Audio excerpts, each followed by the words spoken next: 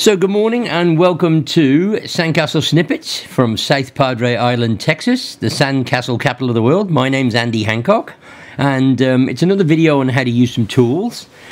We continually remake our videos to show people new techniques and to show people what we think is important. And today we're going to show you the two basic tools we use when we're building a sandcastle.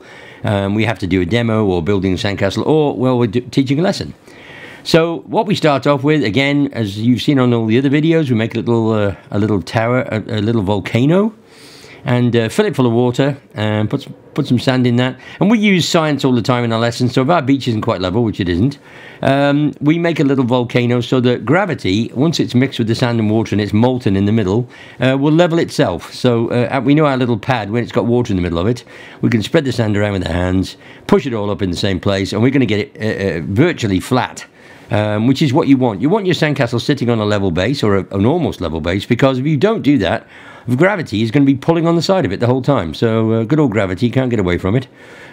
So what we do is we spread it out with our hands, make it a nice soft base. I mean, today's not about the base, but if you make a nice solid foundation like this, you won't have any problems with your sandcastle falling over afterwards. We compact the sides with our feet.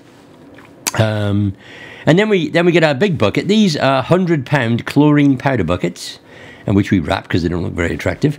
And you put the sand in them about a third of the way up, and then you make a dish in the middle. You bash the middle down with your hand and then make a dish, and then you pour the water into the center of that dish, and then it won't blow the side of the bucket out. If you pour it down the side of the bucket, it just blows all the sand away, and the water comes spewing out, and away you go. So we put it in the middle of the bucket, and that gives you what's called cavitation, and cavitation spreads the sand around the side of the bucket and it doesn't blow out. But we always give it a stir and make sure all that's thoroughly mixed, and then we put some more water in the bucket and we add sand to water. Now the reason we add sand to water is because it does two things. Number one, if you've got a bit of trash on the beach, we haven't, we've got a lovely beach, but if you've got a bit of trash and seaweed and whatever, it'll lift that to the top and it'll float, obviously. And then when you compact it like this, we can wobble the bucket around, it's a bit of squidging, and then a bit of tapping, and the tapping causes granulation and compaction. And what that is the smaller sand crystals float to the bottom and make this block very, very strong. The other thing it does is it takes all the air out of when you're tapping this, all the air is coming out between the sand crystals and the water. Basically, you're making concrete without the cement powder, so or the stones. So there you go. So that's why we do this. We tap it and we use so much water, and we add sand to water. It takes the air out and gets the trash away. And then we put the smaller bucket on, about a third full again. Make the dish in the middle. You can see my hand bashing the dish in the middle. Put a bit of water in. That means it's penetrating all the way to the bottom. Pop some water in there, and water's vital. Just if you're on a beach where you have got good enough sand to do this. There are beaches where this doesn't work at all because the crystals have got fractured surfaces, or they're just not very flat. So it doesn't matter how much water you put in there, they won't hold themselves together because they haven't got enough surface area to do it. So that's why some sand works and some doesn't.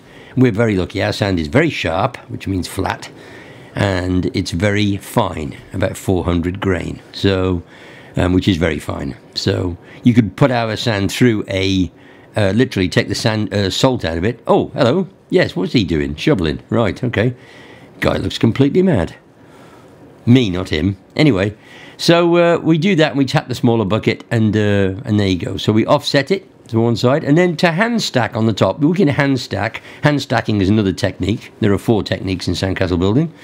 And then we put a bit of water on as our bonding surfaces, and then we just shimmy. And this is one for the girls. Obviously, girls, all girls come with shimmying built in. So a girl shimmy and boys jiggle. Everybody knows that. So we shimmy and we put our pancakes on the top, and they're nice and wet, and you can see how fast the water's drying.